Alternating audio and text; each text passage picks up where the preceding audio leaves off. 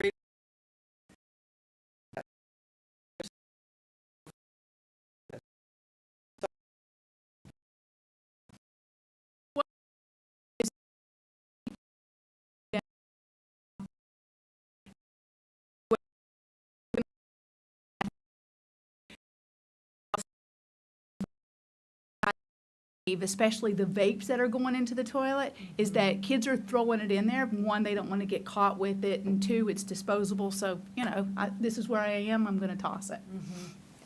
I mean, I could go on and on with questions, but I feel like this is something obviously that we need to, I mean, it's urgent that we need to address. So I will. No questions.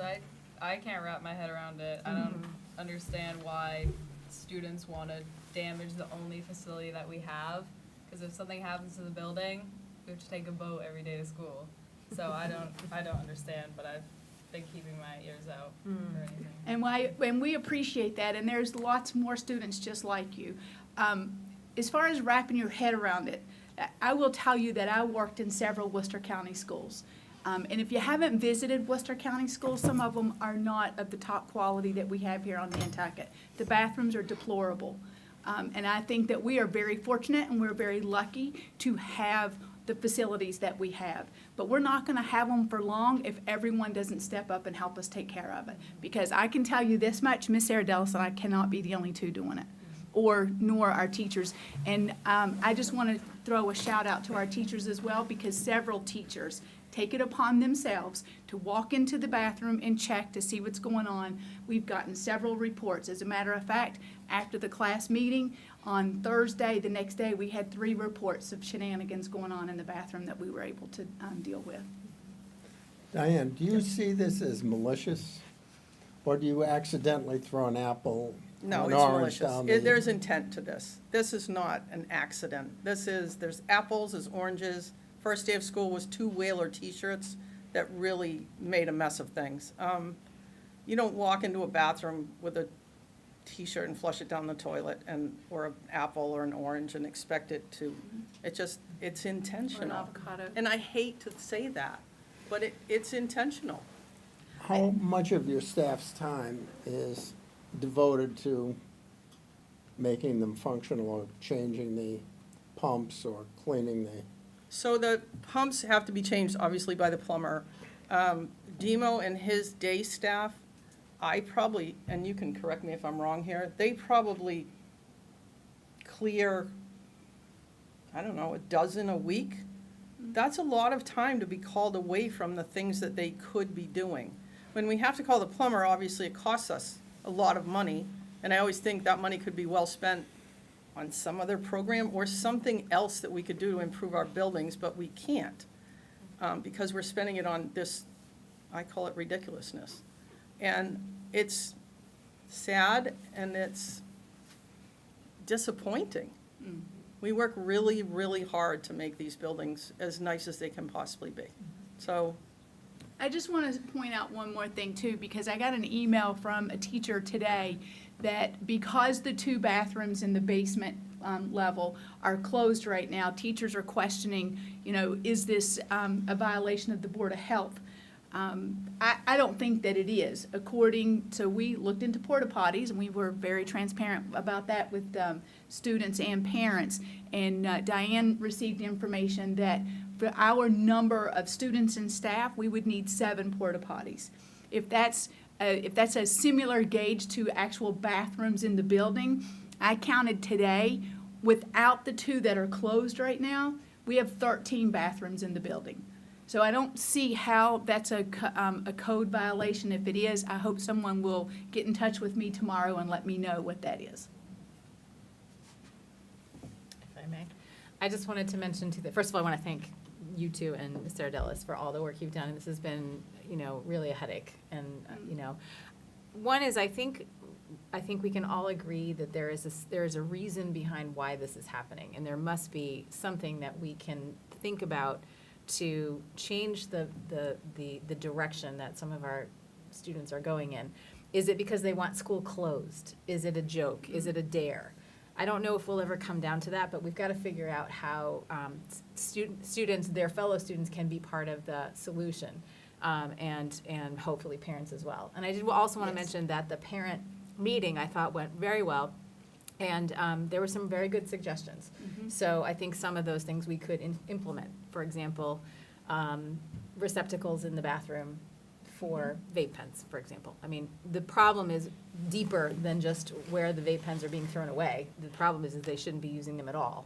So we need to look at that as well and think about how we can bring back some real training on substance use Yes. and things like that. So we have work to do, there's no question, but in regards to this as a temporary fix in some way, we need to find a way to make sure that students understand how detrimental these jokes or thoughts of getting out of school are, because they're doing nothing but ruining everything. And we're not going to get out of school. No, we are not. Because I'm going to tell you what, we already eat into a lot of June. Not gonna do that. And vape pens, they shouldn't have because they're illegal They're under illegal. that age. Right, they're illegal. So I don't know, putting up a special receptacle isn't normalizing aberrant behavior. Agreed, but it will save our plumbing, so. But that, I don't know, I like the idea of the porta potties. Wait till it gets a little colder. It's getting closer. Well, we talked a little bit about this, and perhaps the threat needs to be real. So if we continue to see things being clogged, avocados being flushed down the toilet, or other things, we may have to have more class meetings, and we may have to say that if this doesn't change within a certain amount of time, we are going to have to seriously bring on porta potties. So that may be what happens next. Is there any place you can suggest to get 100,000? Goodness. I would certainly not see it come from academic events, No. so. We are, constantly adjusting and doing everything we can to make sure that we can cover that, but it is Martin not can something. attest to that. But it is not something that we can, that is built into our budget. We don't have $100,000 sitting there for when, things like this happen, because the expectation is that our students, staff, and everyone who uses our facilities do so in a respectful manner. So we've got Right. to maintain that and continue to, instill the sense of respect. I mean, it's, you wouldn't do that in your own home, so why do you do it here? So we need to build that culture. And that's gonna take time, but we invite everyone to help with that. If I may, Bill Chair. It's frankly shocking to be listening to this. Again, we at the end of the year report, that we report over 40,000. So this year, so far, half a year, we've gone 60,000 or over $60,000 of expenses. This takes from the repair and maintenance budgets in general that we need, that we replace wear and tear stuff, whether it's windows, whether it's anything else. So, so this is ridiculous, honestly. I don't know how many the financial side is ridiculous, and the whole behavior is just deplorable. Maybe we need another article on this warrant, like the NIPS, to get rid of these stupid babysitting. It's ridiculous. If I may, through the chair, to Martin's point, we did talk about the financial aspect of it with our parents. We also shared some of that information with our students. We let our parents know that there's programming that we're trying to fund. So for instance, last meeting, we were here about the nursing program. Going forward, we'd like to outfit a sim lab for our nursing students. For them to be certified, there are certain regulations that have to be followed. $100,000 would go a long way to do that. And I also shared with the parents that they may say, and Martin will tell you, I believe he'll support me in this, that those who know about budgets and financials, that what Diane's dealing with is a different line item than what maybe we're dealing with at the high school. But at the end of the day, the end of the year, it's all the same pot. So if she needs more money, it's got to come from somewhere. And it might be me, and it might be Mr. Horton, and it might be Miss Kubish, or, Miss McNeil. So it's coming from somewhere. So what's ultimately happening is that it's detrimental to our educational programming at the high school. Through the chair, if I may again, I don't mean to take over. I apologize if I'm being a little too emotional about this. But the problem with the situation is not just the expenses for calling plumbers. The problem is that we have a facility staff that have been strained. It's been thin at times. Diane didn't speak about this, but she's had vacancies. It's been difficult to fill positions. It's a challenging building to maintain. It's a huge building. So there is so much more that should be done as opposed to them dedicating time to something that's being caused intentionally. This is a huge problem. And it's been going on for over a year. And I have a son that's a middle schooler, and I talk to him all the time about this. I have no idea what goes on, but he said today middle school bathrooms are closed here. So it's ridiculous. If I may, through the chair, are you noticing behavioral issues in the classroom as well? Is it extending beyond that? Because it is on purpose. It does seem intentional, and it's vandalism. And I'm just wondering if you can feel that also in the classroom, or does everything seem fine and then it sort of Oh, no. erupts? It's a pervasive problem. There are behavioral issues. We could spend the rest of the night debating on where those problems are coming from, but Right. we believe that some of the problems are coming from post-pandemic. We took some time where students didn't have boundaries because they were at home. They were allowed to turn off their camera, and as long as it was on and their name was on there, then we counted them as being in school. We had no control about what they were doing. They could be in, having a party, or, fixing a big lunch, or playing games. But their camera was on because their name was there, so they were counted as being in school. If we were gonna back up the truck and go back, I think we'd do things differently. But we can't do that. We have to move forward. And so we're trying to deal with it the best that we can. I'm not sure I'd blame the pandemic, quite frankly. This is aberrant behavior by a number of our students, not all of them, but a number of them. And I think the students have an idea who's responsible. And I think that coming to administration and dropping a name might wise some kids up. And I think if we have destruction in the school, I think parents should be on the hook for it.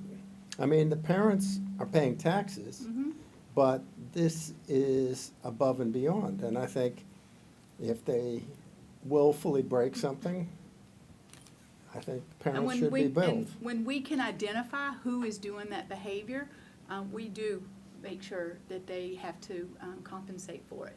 And I would agree with you, what happens in the bathrooms is not a pandemic issue. It's not fallout from that. What we're seeing overall in the school and in the classrooms, I do believe that some of that behavior is post-pandemic.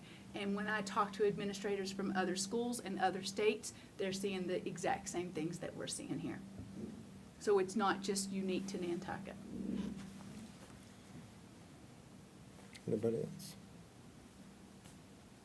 Okay. Thank you very much. Thank you. Thank you. Thank you for the time. Diane, do you want to share about the alarm testing overview and how that turned out? Sure. Great. Before I do that, I really do want a huge shout out to Demo and his team. This has been, it's been 2 years, and that first phone call, that first day, I quote, I won't last another year of this. I cannot tell you how hard those people work and how hard this is for them. So, and Jen and Mandy know that, and so does Mike and his team. It's been tough, so. We did a lockdown testing. We do it about once a year, and we did it over the Christmas break. We did it on December 29th, and we had a team from BCM Controls come down, and they're our vendor for the Genetec system, which is our social security system. It went really well. The local police, state police, the sheriff was here. We just invited anyone that really wanted to come that would benefit. We had firemen here. It was great. It's always nice when a first responder sees it and hears what happens and sees what happens. We found some mechanical things. We found that the federated line had an issue that went to the police department. That's why we test. I think that the whole thing went really well. And we are doing an upgrade, and so the police department has to do an upgrade when we do an upgrade to our software, and we have both signed contracts for that. So our system will be upgraded. We are adding cameras over on baseball and tennis, and that's exciting. They were supposed to be added tomorrow, but I'm seeing emails that that's probably not going to happen now, but it'll happen in the next week or so. So, any questions? Questions? No questions about this issue, but I hear you loud and clear, and I feel that I don't know what the steps are, but I feel like there has to be a way that we can be useful as a committee to support our teachers and our administrators about this. I don't know what that is. I mean, we're all kind of trying to figure it out, but I had said, maybe we need a workshop meeting, maybe we need to bring someone in who is skilled at dealing with this kind of vandalism that is pervasive. So I just want to state that I think that's something that we should investigate. Or we could get the culprits and have them go with Mike and Steve and clean out the system. Might be educational and inspirational.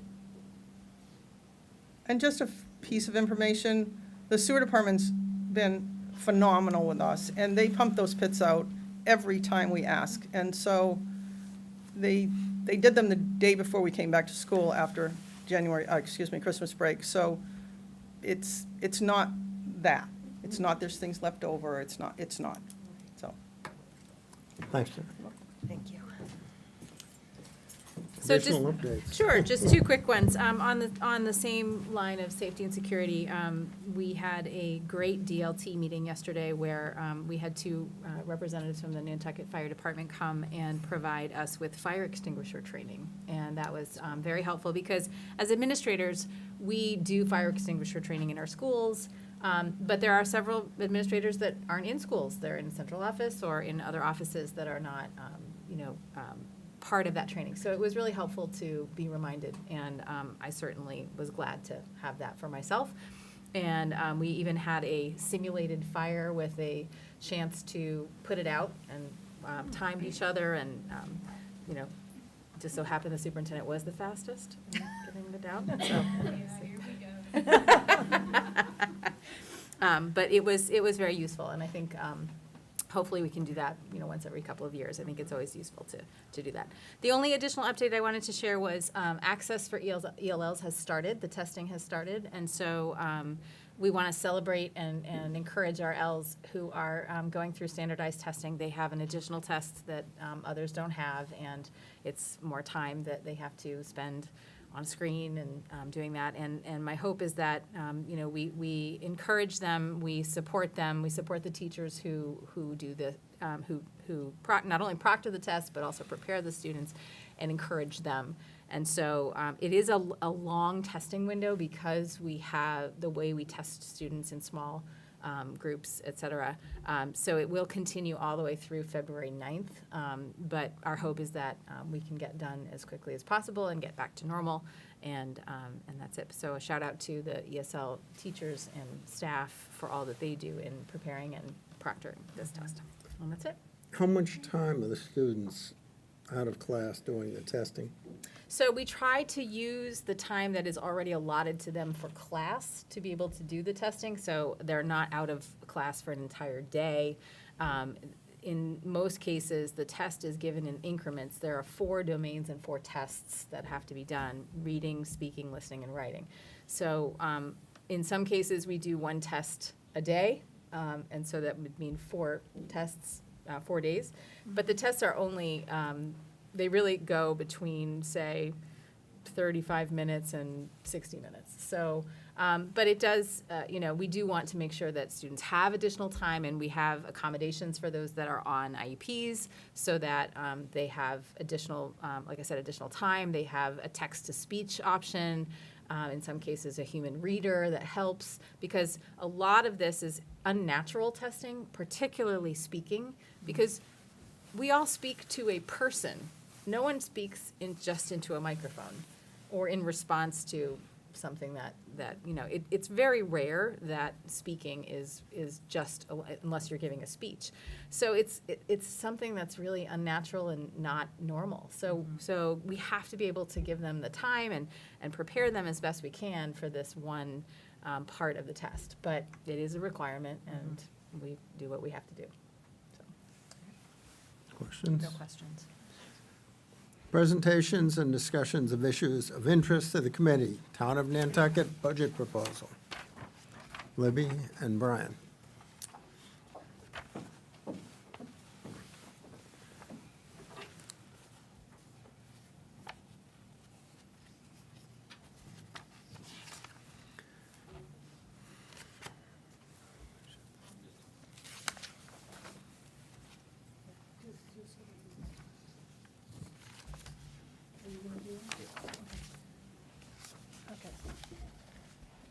Thank you very much for having us. We appreciate being able to present to you. Brian and I gave this presentation to the Select Board on December 14th. The Select Board discussed some budgetary issues the following week. We have a public hearing at the Select Board meeting tomorrow night on the fiscal '24 general fund budget. So we're going to take you through pretty much the exact same presentation that we gave to the board, and however you want to handle questions, whether it's as we go or at the end, is fine. I'm going to be doing some of this, and Brian's going to be doing some of it. And just for anybody who may not know, I'm Libby Gibson, the town manager. Brian is the town's finance director. Section 4.2D3 of the town charter requires the town manager to prepare and submit to the select board an annual operating budget. The document that was in the board's packet, which is kind of before you now, is a summarized presentation containing an overview of updated projections, our recommendations, and next steps. We have a budget message, which is now posted online, which at the time we gave this presentation to the board was in draft form. And we won't take you through that very lengthy technical document, but people can go online and read through it if they wish to. We wanted to make a note about our requested, what we call EIRs, expense increase requests. These are items that, for the town departments anyway, are certain items that are generally above and beyond what their current budget dollar numbers are. We received more EIRs than ever in fiscal '24, for fiscal '24. While we can't fund all of them, and we have to take the big picture into consideration, we are finding ourselves in a fortunate position of being able to fund items which have been discussed and are important, but haven't been funded previously. The revenue increase from the room occupancy tax is allowing us to put forward recommendations to address areas which cannot progress without additional resources. However, and we are making this caution, whoever we talk to about this, we must caution that we exercise conservative use of this revenue. For one thing, some of the budget items being recommended are ongoing, and they will require continued or more funding into the future. Secondly, we believe this funding source is not yet at a point where the amount received in fiscal '22, which admittedly was more than projected, and is being projected for fiscal '24, can be fully relied upon at these levels due to the economic impacts that we cannot control and possible changes in how short-term rentals are regulated in Nantucket. in case you haven't heard, there is a lot of discussion going on about short-term rentals. Maybe not as much as what's going on in your bathrooms, but there's a lot of talk about short-term rentals. Our fiscal '24 budget process began with a review of preliminary projected expenses and revenues with the Finance Committee on September 13th, the Board on September 21st. We issued our budget instructions to departments on September 22nd, and we reviewed every general fund department budget from mid-October through November. Along the way, we take in, seek out, review, and analyze new or additional information. All right, thank you. Next slide. Our fiscal '24 budget objectives are shown here, and they include keeping the recommended operating budget within projected revenue, addressing priorities in the board's strategic plan, specifically housing. We've heard loud and clear from the board that this is the number 1, 2, and 3 priority. We also need to focus resources on project management and town infrastructure maintenance, continue to address the increasing importance of emerging and emerged areas under the sustainability category, including stormwater, coastal resiliency, and water quality. We need to address staffing issues, including employee retention. We have a variety of strategies under discussion. Maintaining some flexibility with the levy limit and the use of free cash with the budget. In other words, we are trying not to spend all of our projected revenue. Economic indicators are uncertain, and we need to be able to stabilize if there's an economic downturn. Initiatives specific to our strategic plan that are recommended in the fiscal '24 budget or are ongoing are shown here on this slide by focus area of the plan. We won't go through them all with you all unless you really want us to. We reviewed most of them at the board's November 29th strategic planning workshop. Is that slide 4? Additional priorities are shown here. I'll just go through these a little bit, because again, we need people to understand the big picture. Staffing at our island home is extremely challenging, and with increasing regulatory requirements, oversight has had to and will continue to need to increase.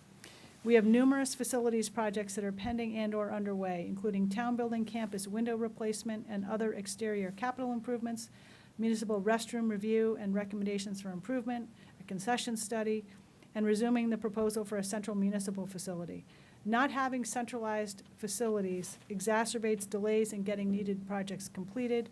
Additional staffing and or contracted resources are necessary. The Parks Master Plan is underway with being synced to the Coastal Resiliency Plan, and very shortly, our Open Space and Recreation Plan. And significant effort is being put into maintaining the parks facilities and areas and developing projects contained in the Parks Master Plan, including the Tom Nevers berm debris removal project, completion of the Nobodere Fieldhouse, and planning for future enhancements, and also planning for additional playing fields at the Nobodere site. Now that we have a sustainability program manager, we will be working to operationalize sustainability principles town-wide. This requires significant attention and organization and will require additional resources going forward. Capital planning and project management remain priorities, and it's been very difficult to dedicate resources not already committed to other functions to give projects the attention required. We're having to engage and rely on outside consultants and engineers, which also require oversight. Baxter Road alternative access, you might not have heard as much about that as we have, but the board is very familiar with it. I'm not going to focus on it here either, other than it's an important project that requires a good amount of staff time and could require significantly more depending on what happens with the erosion control project. And stay tuned if you wish tomorrow night at select board meeting, because that is going to be quite a discussion. We are close to, hopefully, a determination as to mitigation requirements for the relocation of the DPW campus to property near the Delta Fields, which we expect may not be as drastic as initially thought because of a reduction in the area needed for DPW use. If the Delta site is the intended location, we will need to focus on what is needed to progress that project. While the new Surfside water main extension and associated transportation and roadway improvements is well underway, it will be underway for multiple years and seasons and requires significant additional capital funding. It also is requiring a significant amount of time of multiple staff people to manage. Public safety staffing, I wasn't quite done with that one. Public safety staffing is a serious concern. Additional funding is recommended in the fiscal '24 budget for additional positions in the fire department, along with other internal proposals relating to retention of fire and police personnel that do require collective bargaining. Okay. Retention of town employees is a dedicated focus. I'm sure it's very much of a focus here at the school level as well. Staffing deficiencies and shortages are real across the region and the country. Our situation is exacerbated by housing challenges and high cost of living. I'm not telling you anything you don't already know. We have a variety of measures we are working on to initiate, continue, or expand. These are shown on the slide. While we're in the process of examining compensation and have started collective bargaining with most of our unions, it is clear that in order to retain employees, compensation must be addressed. While numerous housing plans and initiatives are underway, these are not quick projects, and they will not address the needs of every town employee or the community.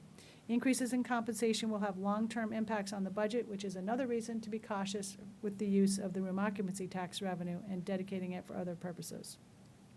All right, Brian's going to take you through the next few slides. And I'll be back. Thank you, Libby. As you can see on the slide, we're projecting this year that we will be able to raise $139,245,000 in revenue. We've projected expenses of $138,337,000, taking into account all expense increase requests and discussions with the school on the needs for their operating budget. Currently, as we stand today, this number of projected unused levy capacity still stands at 907,000, but I would caution everybody, not only here in the room, but the viewing public, that we have a long way to go between now and the FinCom's ultimate recommendations to town meeting. So we have typically always tried to carry some unused levy capacity through the process in the event something changes and we need to make adjustments to the budget. This slide here just shows the various revenue sources: property tax, 111 million, local receipts, everything other than what's listed below individually, 2.3, motor vehicle excise, 3.1, rooms and meals tax, 13 million, which is somewhat conservative, but also accounts for the fact that it's been steadily increasing. As probably most everyone is aware, in another slide we'll make an observation about this, but there is a citizen's petition to remove 67% of the room occupancy tax and put it into a dedicated fund for housing. So there's a which would not start until fiscal 25, but does pose some challenges should it be successful.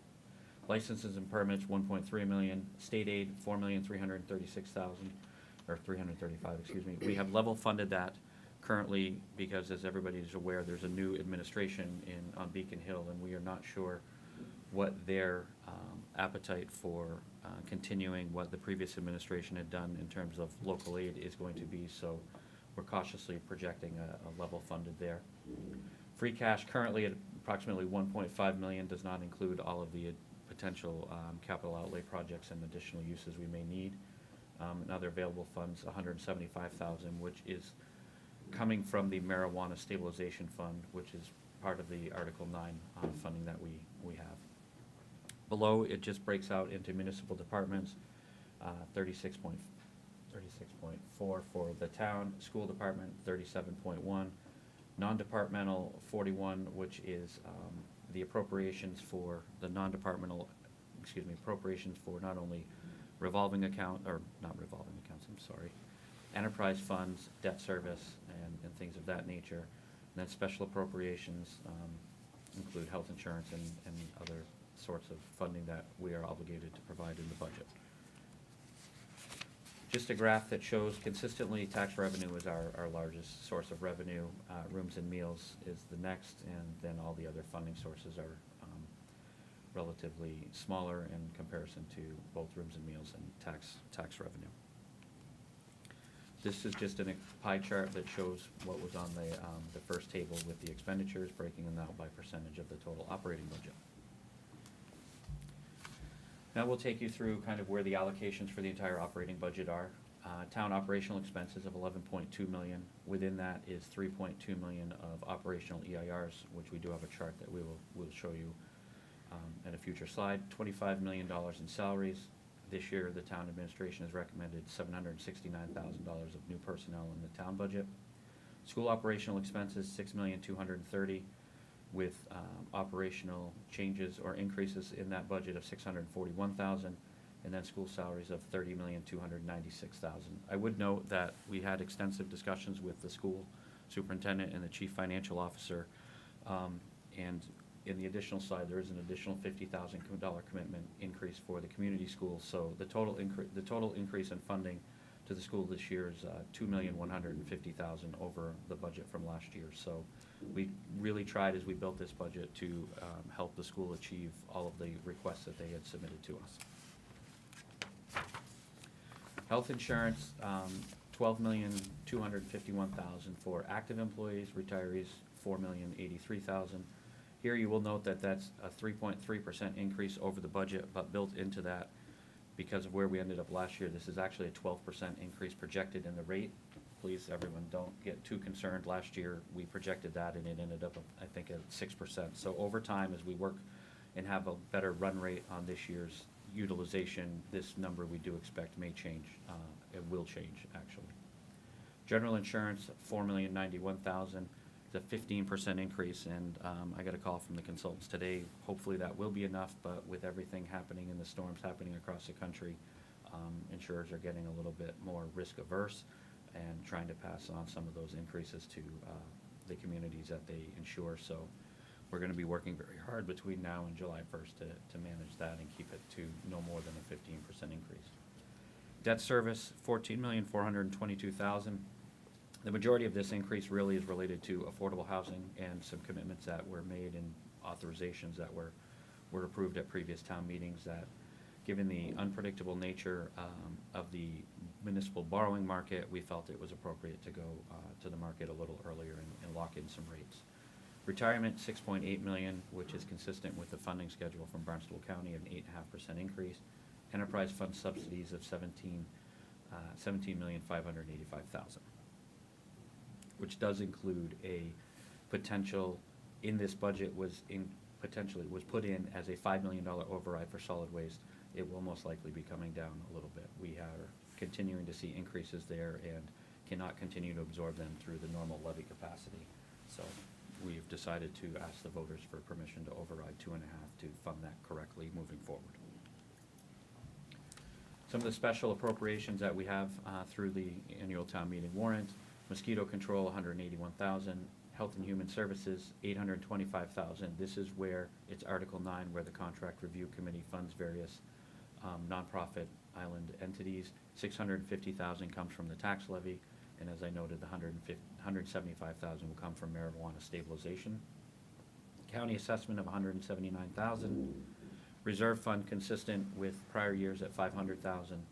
Unpaid bills, $12,000. It was substantially more than that last year, and currently we've been working very hard with all the departments, and we don't believe we'll have very many more than that at this point. Other post-employment benefits, $500,000. This does indicate a 50% decrease. Last year we made an additional $500,000 commitment at town meeting from free cash. We're still awaiting free cash certification, partially because DOR certainly has the same staffing issues that we have, and internally we had some staffing issues that have unfortunately delayed that a little bit longer than I would like. Affordable housing, $1,013,000. This was $1,625,000 last year, but given some of the debt service commitments, we have reduced that to offset those increases. Cherry sheet charges, $1,213,000, which is primarily made up of NRTA assessment from the state. We have level funded those, again, consistent with the uncertainty around what the new administration's goals and priorities will be. Community school going from $550,000 to $600,000. We agreed and supported that recommendation. And then the minimum capital funding requirement, which is part of the town code, requires us to raise 1% of prior year revenue made up of real and personal property taxes and local estimated receipts. So that comes in at $1,200,000, and that is all directed towards capital projects between the town and the school. Total expenses, $138,337,000. As the town manager alluded to in her opening remarks, town departments submitted $4,996,000 of increased expenditures, with one time being made up of $1,559,000 and ongoing $3,436,000. Through the diligence of review of revenues and some other work that we were able to do throughout this process, we've been able to recommend $4,368,000. We were able to recommend all the one-time expenses of $1,559,000, and we've recommended $2,809,000 of ongoing funding commitments. This list, are you going through? Sorry. We haven't done this presentation for a little while, so I forget where we stopped. Recommendations for our EIRs are based on the following criteria: whether or not the item is a legal mandate, high prioritization is given for items that support the board's strategic plan or are recommended in a staffing study from 2018, whether or not it improves department operations or efficiencies, if it's necessary to support new programming or existing programming, and if it provides continuity of operations. Each EIR is ranked using a point system. Recommended personnel EIRs are shown on this slide. Overall, on the personnel side, we have 11 and a half new positions being proposed. These include positions that will be necessary to implement board goals. They are needed to focus on town infrastructure and project management deficiencies, as well as positions needed to maintain a level of municipal services that a growing community requires, including public safety and planning. Several of these positions were recommended in the 2018 staffing study. Excellent. Yeah. On the expense side, I won't go through every one of these, but in summary, we are recommending increases in fixed costs or other areas that are underfunded, town employee housing-related expenses, upgrades to equipment necessary for continued operations, professional services for specific projects for which town staffing resources are insufficient, costs related to the development of a centralized communications office, and that, there's more, but that's just a summary. I think you're- So this slide breaks down what we had put on the first side of what we had recommended funding from tax and other levy limit and other general revenues, 2,809,000. Free cash, 1,559,000. Bringing the total to 4,368,000. This is very preliminary for free cash. This is an estimate based on our internal review and understanding of how DOR does it. We believe that free cash will be certified in the range of 15,250,000. Funding expense increase request of 1,559,000. Funding school increase in expense request of 250,000. This would actually go into the special education revolver. This was a request from town administration to help fund that, and we believe we will have the capacity and free cash to fund that. We're recommending $10 million in school and town capital requests. Unpaid bills would come from this number, so that's $12,163. Stabilization fund, capital stabilization, an additional OPEB contribution, and other post-employment stabilization funds are still somewhat in the discussion phases as we await final certification. Currently, it would leave $3,428,000 unallocated. I will caution that if the override for the solid waste were not to pass, then free cash would be the most logical location for us to get the majority of that funding without making any impactful decisions on the general fund budget. Should it come in a little bit higher than we think, we would have the opportunity to continue to fund either stabilization, capital stabilization. We did fund, because the town does have a substantial other post-employment liability for vacation and sick leave. There was a fund established for that, which we funded with $1.5 million last year. And hopefully we could continue on that or continue to make additional contributions to the OPEB trust fund. I think this is where we were at, right?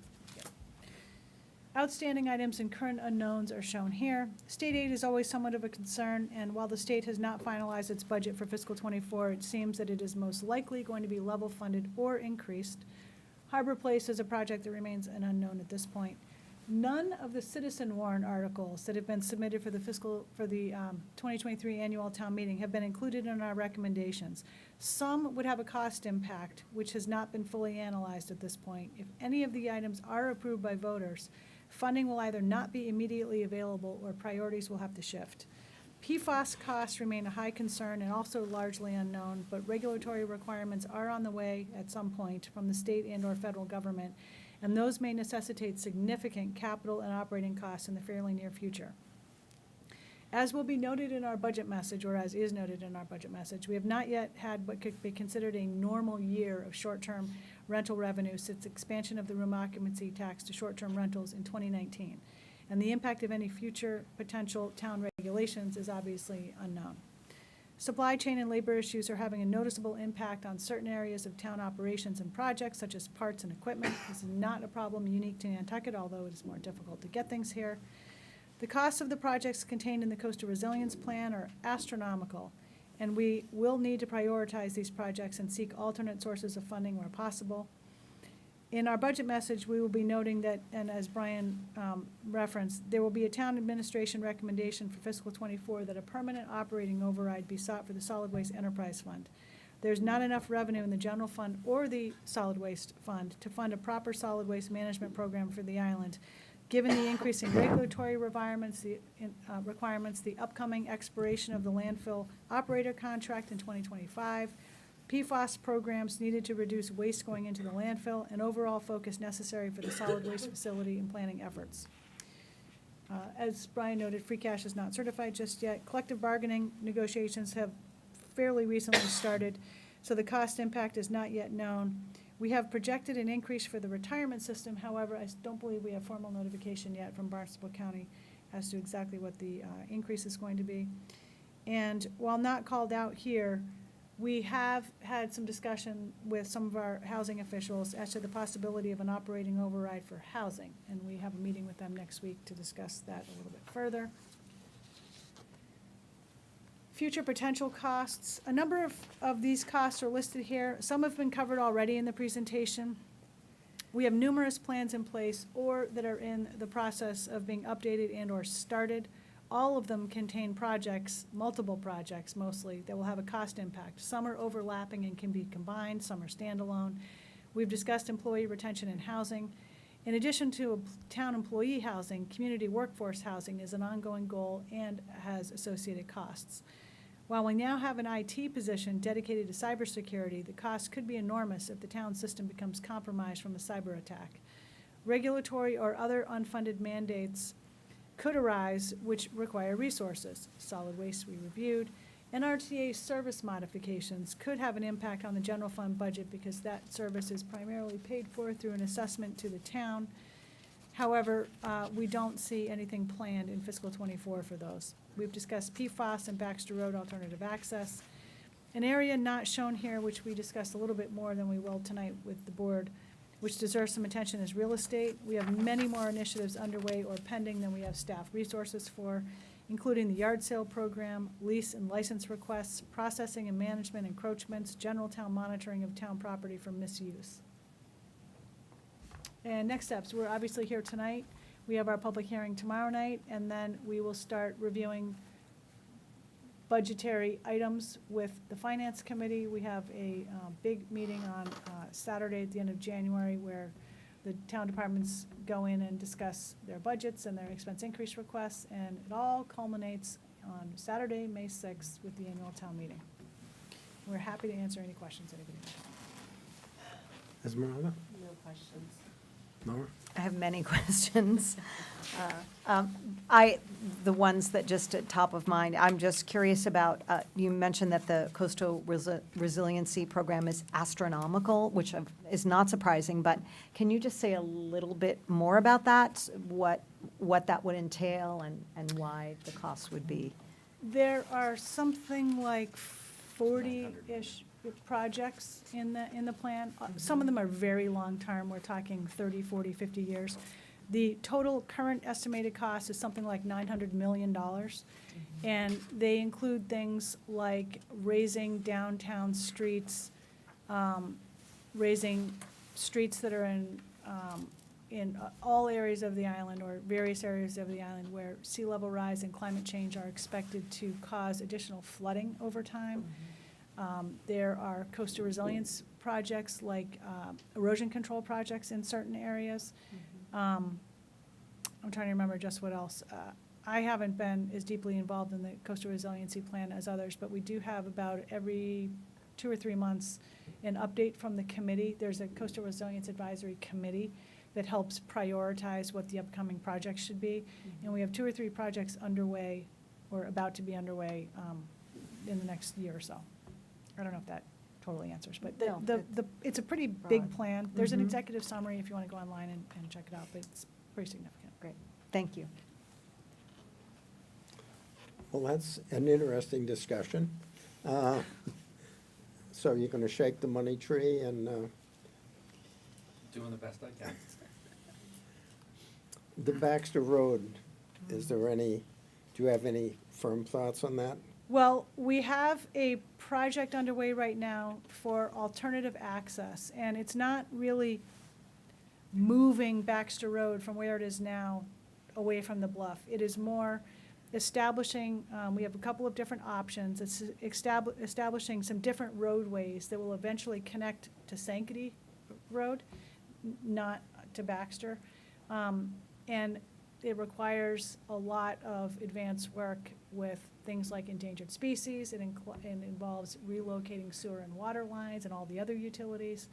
There will be a major impact to some private properties.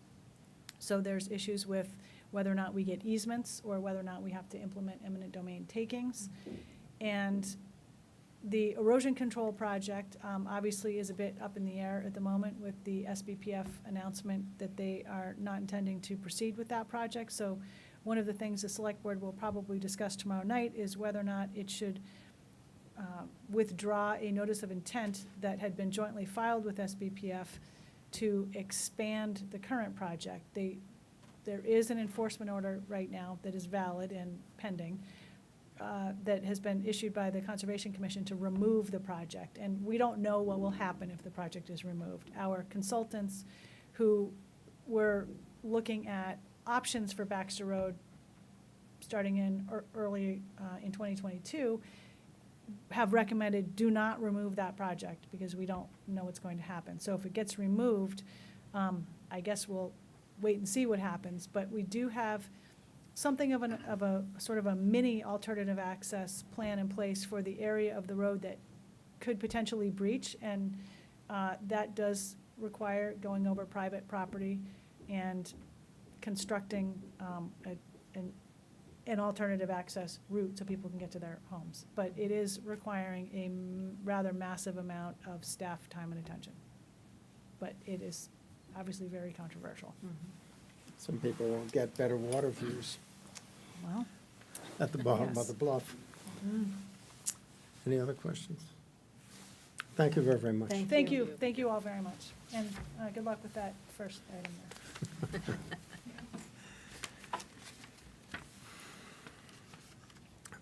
Okay, we'll move on to budget development, athletics, and the community school.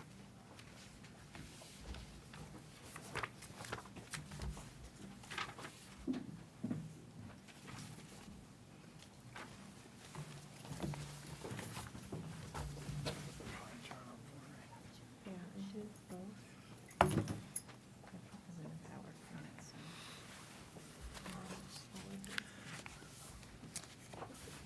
Good evening. Thank you for the opportunity to present tonight. So as you can see, athletics is 2% of the district's budget. It's very similar to last year in the amount of just under $778,000. Just want to give you a quick breakdown. I mean, you can obviously see it here on the screen. But payroll is at 67%, just under $520,000. Insurance and other expenses is at 2% in the amount of $13,135. Supplies at 5% in the amount of $41,000. Memberships, dues, and rental fees is at 3% in the amount of $22,000. And transportation and professional services at 23%, just under $182,000. Just a few side notes. Transportation continued to be an issue this past fall. There were a few hiccups, and we had to get creative on a number of occasions. However, we managed to make it work and did the best we could. It should also be noted, it was a discussion that Martin and I had this morning, that we continue to rely heavily on our user fee system, as well as the use of the revolver to cover additional expenses and larger purchase items that are not factored into the athletics budget. So with that being said, I know this is very quick, we're not asking for any kind of increase, and we'll continue to operate the athletic department with the current system that we have in place. Esmeralda? No questions. Laura? No questions. Thank you, Travis. Yes, What we'll beat is the our Vineyard. what is our overall win record For, across the board in athletics to date? oh, I don't know off the top of my head. But we're doing well, though. We're doing well. And yes, we'll beat the Vineyard in football. We I better. promise. I promise. It's really, Thank you. Okay. thank you. Alicia? Hello. Can I just shut this or? We good? Okay. I don't have any graphs for you, and I'm going to try to keep it short because they did just talk a lot about my appropriations, so that's wonderful for me. We had a great year, and right now all of our programs are up and running for the first time since before COVID. So we're doing really well budgetarily, and I feel really confident talking to you about that tonight because we have so many positive things to share. So I'm just going to keep it to a couple. I know that Brian and Libby just mentioned that we had an increase in our appropriation, which we're very thankful for. Really thrilled because that covers all of our health benefits for our employees.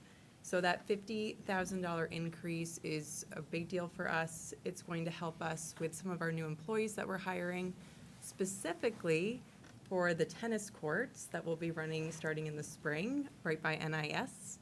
So we are going to be hopefully getting a couple of instructors. If you guys know of any tennis instructors, send them my way. And a new sports and wellness coordinator, because that person will be in charge of the courts. They'll be in charge of CPR, yoga, meditation, sports camps. So all of those people will kind of fall into this new appropriation package. So great there. Grants and gifts. So if you looked at our budget, you'll notice that a lot of our money over the past couple of years has been coming from grants and gifts. And over this past year alone, we've made more than $200,000 in grants and gifts. And that's a really big deal for us, and we really foresee that happening at the same level going into next year, which, our staff is really proud of, but we have to give a big shout out to Brian Laine. He takes the lead on that. And Brian leads a grant subcommittee at the Nantucket Community School that also really helps keep us on track, is a good way of putting it. Some of our organizations that have given us some gifts this year include the Community Foundation of Nantucket, Remain, the Peter and Elizabeth C. Tower Foundation, the Nantucket Golf Club Foundation, Nantucket Educational Trust, NET, the Cultural Council, the Tawn Rural Health Grants, the Will Brown Fund, and the Sconset Chapel. I also want to point out that we also partner with Sherburne Commons and NET to apply for 501c3 specific grants. And without this partnership, we would not be able to have the far reach that we have in receiving and asking for grants. So we want to thank NET and also Sherburne Commons for partnering with us in that way. One of our major new grants that we've just received is the Parent-Child Plus grant from the state. It's a $92,000 grant.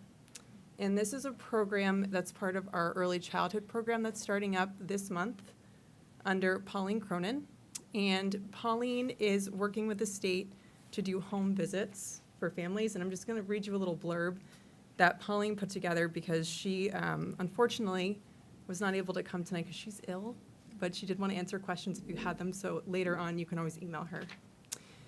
So the Parent-Child Plus is a parenting, early literacy, and school readiness program designed to support parents in building critical school readiness skills, language, literacy, numeracy, and social emotional through verbal interaction and educational play between parents and their young children. Services are delivered through intensive home visits. These visits begin with the family when the child is approximately 16 months old up to 48 months old. And over the course of the program, every family receives 92 home visits and at least 23 books and 23 educational toys or materials. The program is fully funded through the Department of Early Education and Care. So I just wanted to share that with you tonight because we're very proud of that accomplishment. And that's all I have for you tonight, but any questions, just so we can keep the ball rolling? Ms. Marlowe? No questions that I can think of. Laura? Well, congratulations, Alicia, first. Thank you. How are you finding the space usage, the shared space with NCMC? Are you navigating that? And Yeah, just 56 Center Street. We share a lot of spaces. We'll throw that out there. Kim Okay, is also a great excellent. neighbor. Is Kim here? Where is she? There she is. No, I mean, I've really think it's been going well. I mean, obviously, you know, ultimately, we'd love to have our own space. That would be the ideal solution. But we do have great neighbors, and NEASC is very flexible with us, and we do a lot of work down there. And then the music school at 56 Center, they are also great partners, and Tony and Manny down at that building, they're just wonderful to us, and they're very accommodating. They have an apartment down there that we can use to house instructors, and, you know, they also use it for the same purpose, but it's a good working relationship. We're very fortunate. Great. Beautiful building. It is indeed. Thank you. Thank you very, very much. Thank you, Jen. Music department updates. We've been waiting patiently. I'm going to start them off. Okay.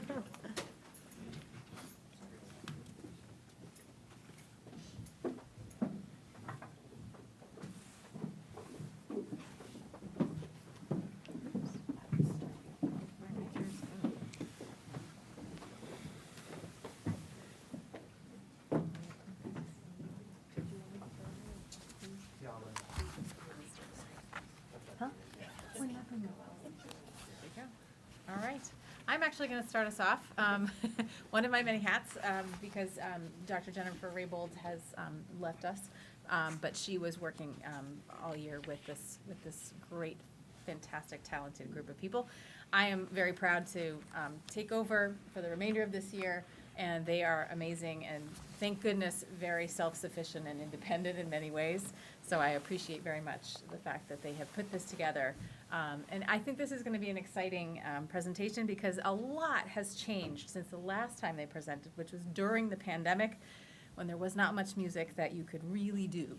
And they did a pretty fantastic job even then. So here's a little agenda, the things that we're going to be looking at: music at NES by Alison Ritter, music at NIS by Dr. Eddie Wilkin, music at CPS Instrumental, Nick Hayden, music at CPS General Music and Choral, Laine Cutts, and music at NHS Instrumental History of Rock, Tom Peppard, and music at NHS Choral Drama, Erin MacIver. And then someone here will talk about the future of music at NPS. So I'm going to turn it over to Alison. First of all, thank you so much for having us this evening.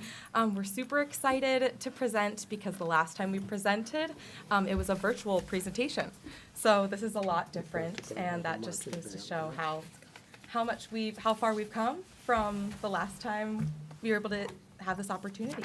So I included the same bubble from last time because, honestly, just in reflecting, the hopes and dreams for post-pandemic. Teaching in the music room. That I'm doing that now. Very exciting. I was outside for the majority of the year, just setting up class, and then it happened that I was able to teach in the cafeteria, so that was really wonderful. But now I'm in the music room where I belong.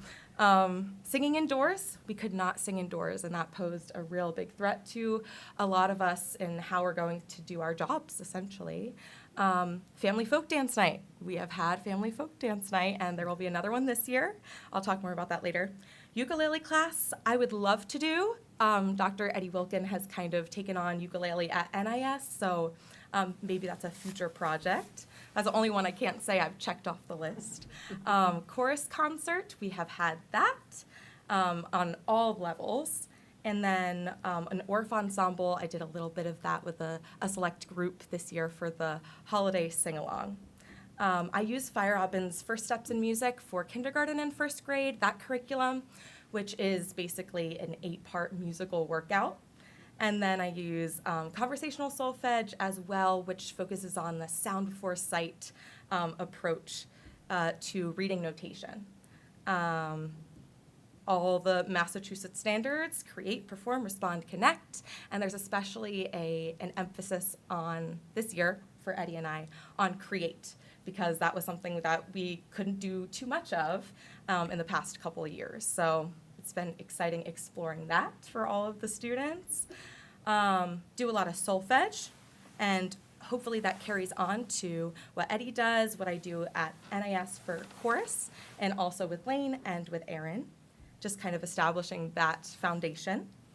Let's see, finger plays and storytelling. A big part of the First Steps approach is tuneful, beatful, artful. All of those things, it's an easy, simple way for students to know what are we aiming for, being tuneful, beatful, artful in telling the story. What's the point in learning a song if we don't have a story to tell? So that's super important to me. We do a lot of whole school morning meetings, holiday sing-along this year. That was canceled last year because we were still masked up and there was a big threat of COVID at the time. So we finally had that this year. And I made music for someone I love sticker program. I actually incorporated that when I first started in 2020 when we couldn't sing indoors. So I wanted that relationship between, families and music making to still continue. So if students went home and sang a song for music to their family member or even a teacher and I got a note, you could send me an email or remind message or just old-fashioned letter note from a family member, then they got a sticker. And I've just kind of continued that so that relationship and the culture of students sharing what they know, just continues. Student-led activities, a lot of movement. This is kindergarten to second grade. We need that. And music games. And then I also, I included some stuff about chorus, but I think Dr. Eddie will talk a little bit more about that when the time comes. I included some pictures here. We've got a select orc ensemble that I talked about for our holiday sing-along. They accompany the rest of the school for our holiday sing-along. First grade composers, we did some creating and composing this year so far, and I'm starting that with kindergarten now. So they created their own rhythms and then had to combine their rhythm with a partner to create a cohesive piece, and then we added boom whackers. I made music for someone I love. That's one of our students wearing the sticker. Creative poses. We've got the holiday sing-along from this year that happened in December. And also included a picture from Unified Arts Night from last year, which will again happen this year as well, where we combined music and art and PE as a whole night, a whole presentation for all the families. This is super important to me. I wanted to have family folk dance night, and this was a big question mark last year. Because we didn't know if we could, all be in person. We were still masked in March, so this happened in April. I made folk dancing very COVID-friendly, so instead of doing the normal, swinging your partner, it was like all hands, not touching kind of thing. And I've just continued that out of an abundance of caution this year. But the idea was in second grade, we do folk dancing. And it's a really great community builder where students may be paired with someone they don't always work with, they don't always dance with. And on Family Folk Dance Night, they can bring a family member. Some people brought just mom or just dad, and some people brought the whole family, cousins and grandparents and everything. So I'd say we had about 120 people, would you say? Come that night, so it was very, very exciting and definitely my favorite night of the year. And I included a video. This is Sashay the Donut. So you'll see a lot of people participating. Administration, students, parents, teachers, everyone was welcome. So this is not a quiet activity, just so you know. And I will play it.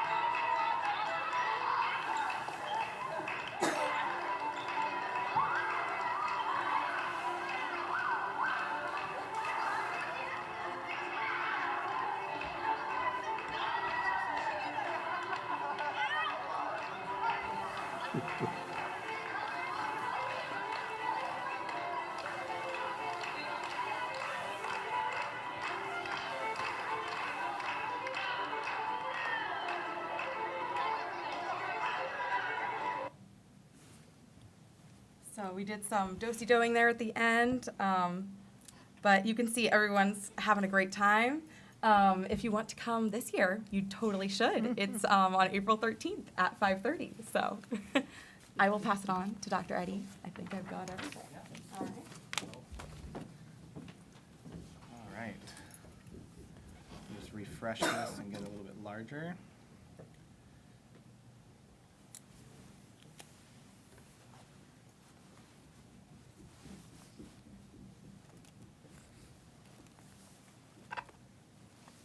All right, hi. For those that don't know me, I'm Dr. Eddie Wilkin. I am the new music teacher at NIS. And there's kind of been a tremendous amount of changes, I think, kind of in my wheelhouse of things at the intermediate school. We all know where we've been with COVID. We all know that it kind of put a huge damper on the music programs, not only just here on Nantucket, but across the country as a whole. And we're seeing those numbers kind of trickle down through how many students are participating in what ensembles and where, and how that affects the same way we're seeing that with our testing scores across MCAS and you name it across the other states. We've missed standards because of that, especially our performance standards. So here, what we started to do is I started to kind of look at where we've been and where to go. In general music, we did a little amount of singing, again, because of the masking and the COVID still being around. There wasn't really a lot in which we could do in that smaller space. And so because of that, we missed some music standards in class. We did a lot of digital music and some other videos in the past. And here you can see an image of the students playing boom whackers with masks on. And the protocol, and still I carry through just because it actually kind of saves time on equipment and maintains it.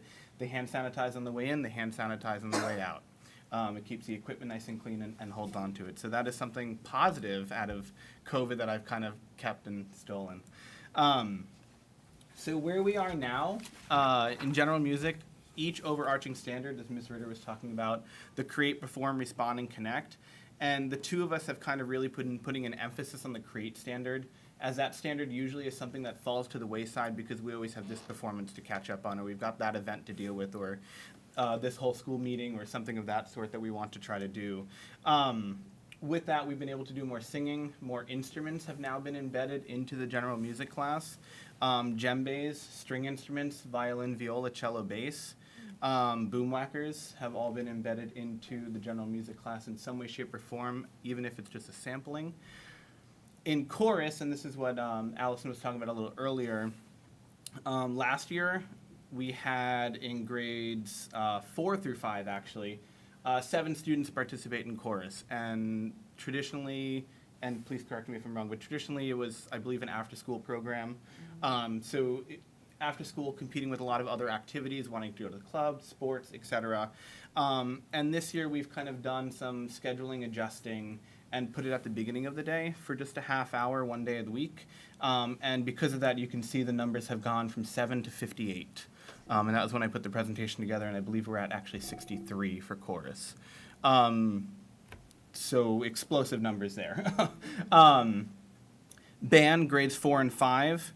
Again, low numbers in the past. Last year in 21, we had initially 93 students sign up from grades 4 and 5. And we ended the school year with 68. And as you can see in that image kind of in the center across the whole NHS auditorium stage is 68 of the NIS students, as well as the high school and CPS instrumental students as well, for a total of 118, I think, give or take, somewhere around that ballpark, on stage.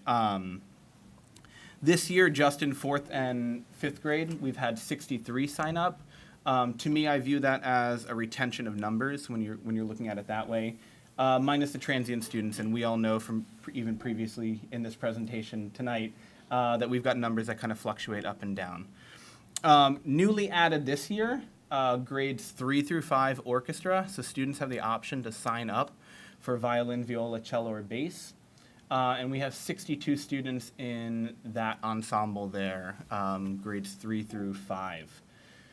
So why and what has changed? It's really been a lot of scheduling. It's been a lot of adjusting. It's been a lot of moving things around and meeting the students where they're at. We've started to implement things into the day.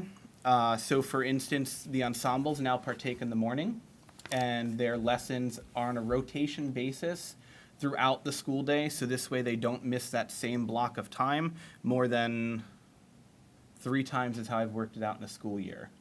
So it's on a 13, 14-week rotation where they only miss that block of time 3 times in the school year. I think students, unfortunately, are absent more than that. So, and part of it also has been is finding ways to break down some of these barriers. And I'm sure here tonight, we've even talked about it. Talking about language barriers, one thing that Alison and I have put together at the beginning of the school year was a website where all parents and students and faculty could find the information, how to sign up for band, how to sign up for chorus, where to rent the instruments, how to get them, where are they coming, what do you need, all there. And then they have the ability to translate it into multiple different languages to fit them and to meet their needs.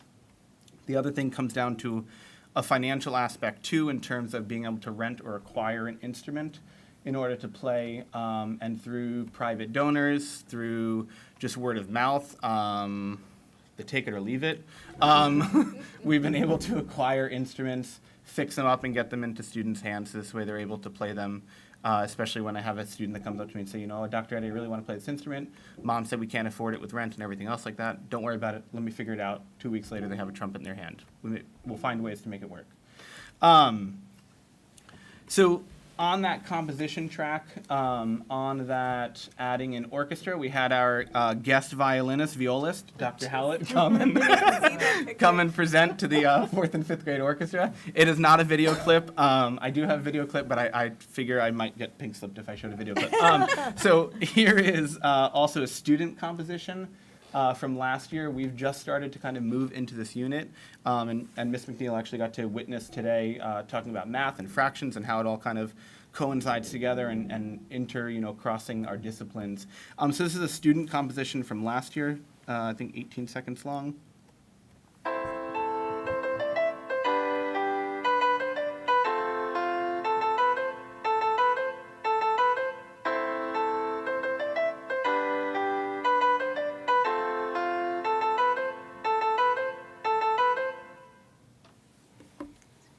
So giving them the tools and the building blocks to build the songs, and then they're using a program called NoteFlight.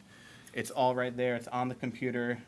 They know how to manipulate technology more than I do, and they're able to figure it out, make it work, move things around, hit play, listen to it, hit play, listen, back and forth, and they can hear it in real time as opposed to writing music down and, Dr. Eddie, can you play this? Or let's get everybody together and let's sing their composition or something of that sort where it takes time. So we're hoping to go with NIS. Scheduling, we could talk about scheduling forever and ever, amen. But so increased time for ensembles or ability to increase the frequency of it. So right now we meet for a half hour once a week, maybe potentially in the future to talk about the mixing pot of things, of getting the ensembles to be able to either be more frequent or to just increase the time slightly throughout the day. A fixed lesson day for consistency, something I did try to aim for this year when building the music schedule, but just there was too many moving pieces and it just wouldn't have been fair to have me have the largest slice of pie, so to speak. And then scheduling support for lessons in the upper grades. So as I'm building this down here at NIS, it would be nice to see the scheduling be manipulated in a way at CPS and NHS that they can also have experience in lessons, and not just only for instrumental, but on the vocal side as well, is just as important that these students have extra experiences and time to be more focused, the same way that we would have more focused time for math, the same way we would have more focused time for ELA. Potentially added a FTE in the future, kind of like a hope and goal. There's only one of me, and there's only so much that I can go around. So that possibility, just kind of like a hope. Building an instrument library, as I talked earlier, is finding and having a collection of instruments, so this way students don't have to worry about, can I rent this, can I get this, am I allowed to do this? It's take that barrier away from them, right? So we can take the language barrier away, taking a cost barrier away would significantly increase. Also the opportunity, and you're gonna kind of hear this, I think, as a trajectory through all of our presentations about festivals. off-island opportunities for students in grades 3, 4, and 5, vocal and instrumental. So those are kind of some hopes and goals, not next year, not the year, as we continue through life and over the course of X amount of years. And then just to kind of plug, our NIS concert will be March 30th at 7 p.m. in the NIS gymnasium. There's some stuff with musical. I want to be respectful to the stage and time there. So Alison and I will be down at NIS March 30th at 7 p.m. Again, that's March 30th at 7 p.m. At the NIS gym. So, please come and see these students perform, especially with the chorus and the band and the orchestra. If you take there's about 187 students in all 3 ensembles. So if we have, I think I saw tonight 337 on the presentation for NIS students, so 55.6% of the students in the ensembles, somewhere in that ballpark. So, yeah, thank you. Right. How lucky am I to work with these guys, huh? My name's Nick Hayden. I'll try and be brief. I just want to kind of talk about some things we're doing this year, some things I'd like to do, some things I'm glad that we don't do anymore. My goal as a music teacher at the middle school is basically to inspire the students.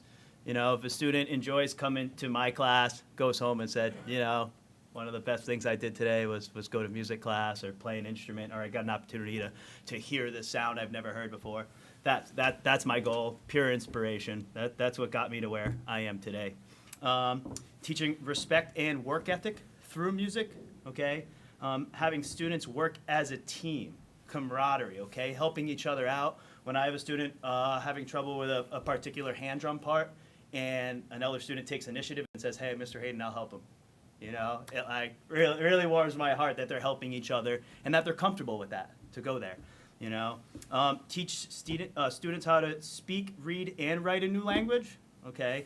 We have literacy too, people don't realize that, but the chorus, they read all sorts of different languages. Me, I work with music notation, okay? Create great humans through music, have students engaged in their own learning. Not only do I want them to be able to help each other out and learn some of their parts on their own, but also take their music and instrument home and be able to practice at home. Okay, so be engaged and enjoy what they're doing and what they are creating. And another main one is give opportunities for student performances. During the pandemic, there were no performances. So I'll have 4 concerts this year. So that's pretty exciting. Post-pandemic changes. I'm able to teach all grade levels. There was one year I just taught 6th grade. Teaching every grade, I would have seen so many students. It just wasn't possible. So now back to 6th grade, 7th grade, and 8th grade. We can play wind instruments. We can play trumpets. We can play clarinets, indoors, outdoors, wherever you want to hear them, we can play them. Giving every student equal time.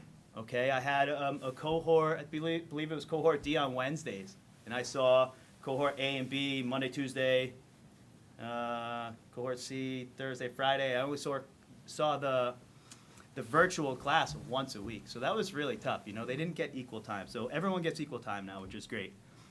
There's a lot of opportunity for lessons after school. Okay, I had a baritone come for extra help yesterday, a drummer come for extra help today.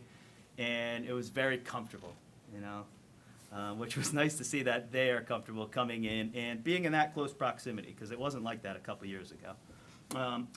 Ensembles, like I said, ensembles are back up and running. I'll show you on the next slide. I have 2 6th grade bands, wind ensembles. I have a 7th grade and 8th grade wind ensemble, and I have a bunch of percussion ensembles, and I'll play you some examples in a second. Super excited to get the live performances going.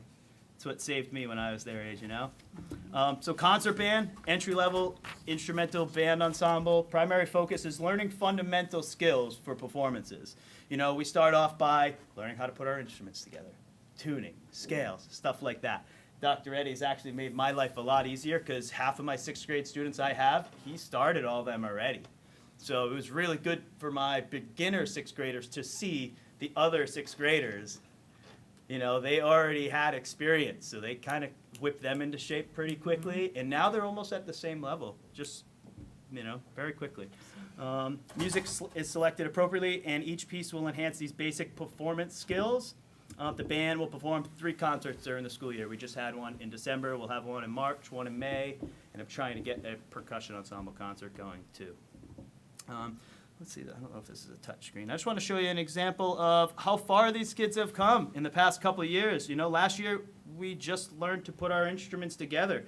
The rentals didn't even come until, I think, beginning of November, because the rental companies were so backed up with COVID. Oh.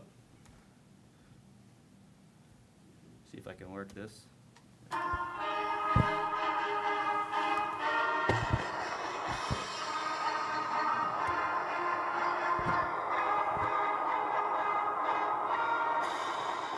So these guys are about 40 strong. This is 7th and 8th grade.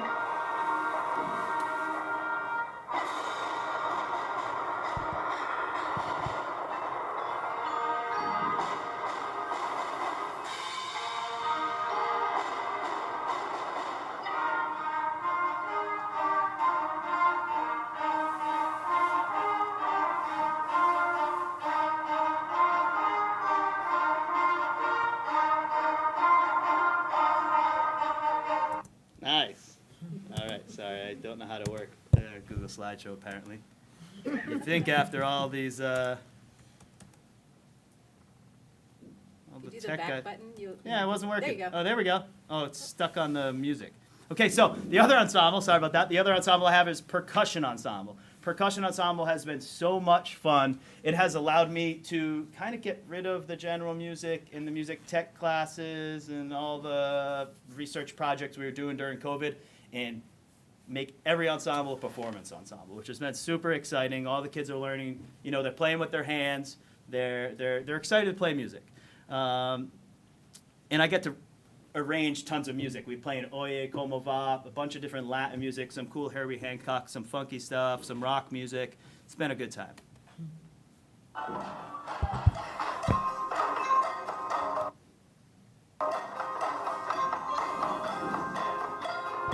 So there's about 27 students in this class, each with their own part.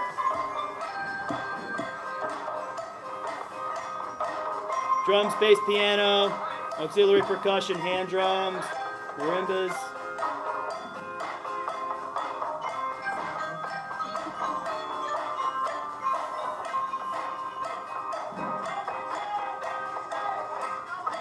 Cool. All right, so, I don't know why this back button's not working. Anyway, so you get the point. It's been a great time. All my classes are performance ensembles. Everyone has an opportunity to get an instrument in their hand.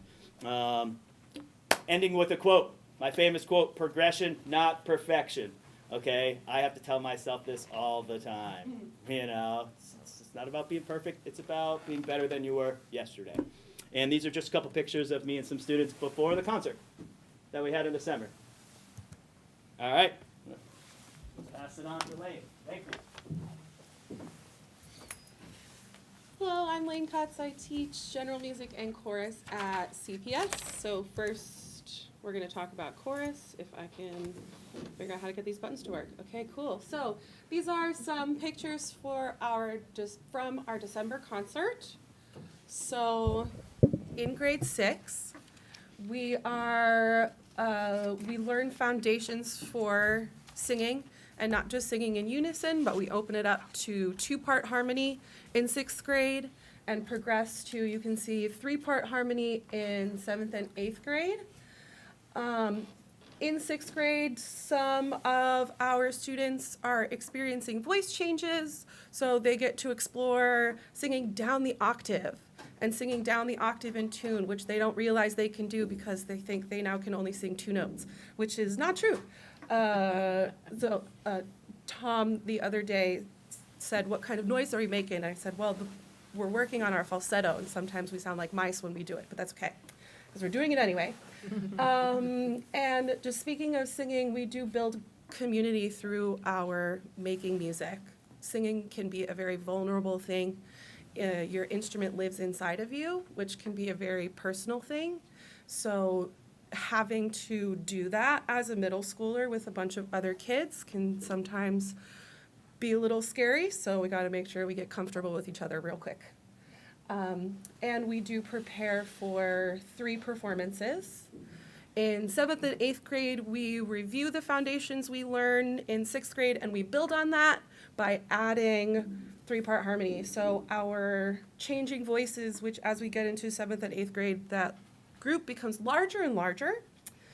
These changing voices start to explore singing baritone lines as the 3rd part, or they continue to explore just singing the melody down the octave as they are just beginning to learn this new voice that they have. And again, we are building that community as, I forget which one of my colleagues was talking about this, but watching people turn around and say, oh, we're here. Someone's fumbling with music, and their buddy will just turn to them and quietly point to where they're supposed to be. It's really nice to see our kiddos join together. And one thing that I do talk about a lot is that we do have leaders in our classes, but they do need the support of their classmates, even though they are a little bit more comfortable with their voices. So everyone has to sing. It's not fair to just hide behind your neighbor, so forces kids to come out of their shells a little bit. And we supplement this work in singing by practicing to read music. So even if we're not singing a song for a concert, we will still practice reading through it, so we get used to what it looks like to read music and read different parts so that they are prepared for this when they get to the high school. We do body percussion exercises, and we also create music using an online software called Incredibox. And this year, there will be an All Cape Junior Chorus Festival for our middle schoolers, and I am hoping to take some of our middle schoolers that are showing leadership in singing to this festival in Barnstable in April. So as I move right along, I also teach general music in grade 6, which was added as an extra class to help keep the class sizes a little smaller. So we use different kinds of music technology to continue our work in learning how to read music, continuing the foundations that they're now getting at the elementary school and the intermediate school, and learning new ways to create music. So one of the things that I've been learning about in my grad school work is a technology called digital audio workstations, or DAWs. And right now we are using BandLab for education because it is free. I would love to open that up to explore other digital audio workstations, because there are things in BandLab that we cannot do that I know other platforms are able to do. We also use drumbit.app, so that's that little grid that you see. And it's a nice way to visualize what Dr. Eddy was talking about with fractions. So all of these beats are split up into grids, and it helps kids visualize the whole measure versus 4 beats of the measure versus subdividing that beat into 4 beats. So being able to track that as we watch our creations being played helps to incorporate that musical math concept. We also use Incredibox and Chrome Music Lab experiments. So general music is turning into music technology for grade 6, which is really interesting. Although I do make them put down their computers sometimes, and we do read music on the board and do these body percussion exercises that the chorus students learn. So there are things that we are doing, making music together outside of technology as well. I like to try and keep a balance. So yeah, I think that's it. Thank you. Thank you. Next we have high school instrumental. Hi, everybody. I'm Tom Peppard. I'm the new band teacher here at the high school. Since I can't really read it, I apologize, but the picture's more important than the words, I guess. So last one to do this presentation was Eric Wendelkin, so things have changed just a little bit since then. COVID classes online, 2020 and 2021. The Wendelkin had a history of pop culture class and a music tech class.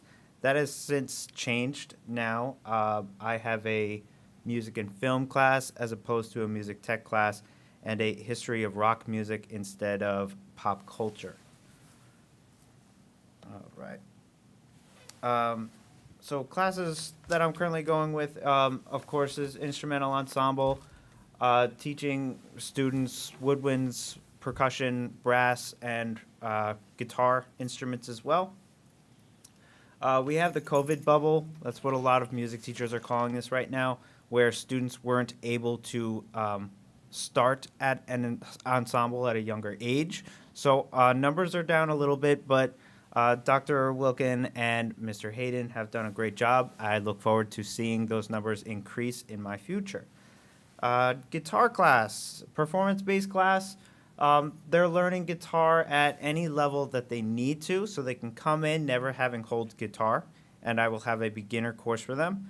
If they have taken my class in the past, they start at an intermediate level, and I also have an advanced class, which is more of a TA type class.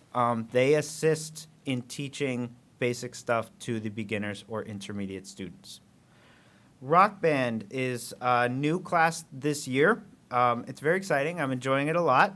They go in to learn instruments of the rock band and learn how to manage themselves as an ensemble. So I'm more of a advisor to the class rather than making them do stuff every day. They do learn at least one or more of the instruments. So they have to learn guitar, bass guitar, piano, drum set, or vocals. Music and film is a class where we study the music in films. So we'll watch a movie and analyze the emotional effects of music and the reasoning for it. And then history of rock and roll is the study of pre-rock genres such as jazz and blues, and then the progression of rock and roll from 1950 to 2022. Here's a couple of my pictures from last year. We had our masks on for the performances. That's the Wintertide Art Show on the left side, and a couple of our concerts that we just had. If you would like to hear our next concert, that is literally next week, January 18th. The band, I try to challenge them to do things a little out of their comfort zone. So this time they're going to have to do an accompanying song, where actually Miss Natalie Mack will be our lead singer and the band will accompany her. So hopefully you come out and enjoy our performance. Thank you. Thank you. Hi, so I'm Erin MacIver, and this is my, I can't believe I'm saying this, my 20th year in the Nantucket Public School System, 10th year at the high school. So during COVID, just very quickly, I'm going to make this brief. We couldn't sing. We couldn't sing. It's what I do, and we couldn't sing. So it was really, really difficult. We played boomwhackers. There were no public performances. We were in masks. We could speak in rhythm, which is so not the same thing as singing. So keyboard class during COVID, a lot of the kids were at home. They happened to have keyboards at home, and I literally put my keyboard, my computer on my lap facing my hands, and I played the keys so that they could see, and then they would play for me. It was crazy. We didn't get to do really any of the state or national standards, and they lost a valuable experience in vocal technique, which is really difficult to make up, because once they don't have it at your level too, like that feeds into my program, and that was tough. So, currently, we get to sing 4 days a week, 57-minute classes. I have 3 sections of chorus. I currently have 120 students in chorus. As Tom said, we have a concert next Wednesday. We had a concert in January. We have another one next Wednesday, 6 o'clock. Be there. It'll be great. They are singing in 4 parts in a variety of styles and languages, a cappella, with accompaniment. I do kind of strange things. The kids think I'm weird, and that's good. I take that as a compliment. The drama class, we read through scripts, plays. They're working on a big project right now based on some of the scripts that they've read in class. It's a semester-long class. The chorus is either all year or semester, and I have 3 different sections at a time. I have the kids that are in the first semester, the kids that are in there all year, and then the select chorus group. So my class lists are kind of fluctuating all the time. Keyboard class, everybody's in person now, so they all have their own keyboard that they play in my class. They all come in at completely different levels. Some of them already know how to play the piano. Some of them have never touched one in their lives and are afraid they're going to break it. So they start at the same place, but then branch out wherever they need to go. So the spring musical just started last week. We had auditions in December. I put the cast list up before we went on break, gave everybody their scripts, and said, go look at your part. I typed the wrong dates. It's actually the 16, 17, 18, 19. And we're excited to share this with the community. The musical is Guys and Dolls. It's one of my favorite musicals. It's the first one I was ever in. It's the first one I directed when I taught up in Boston. It's the first one I directed here.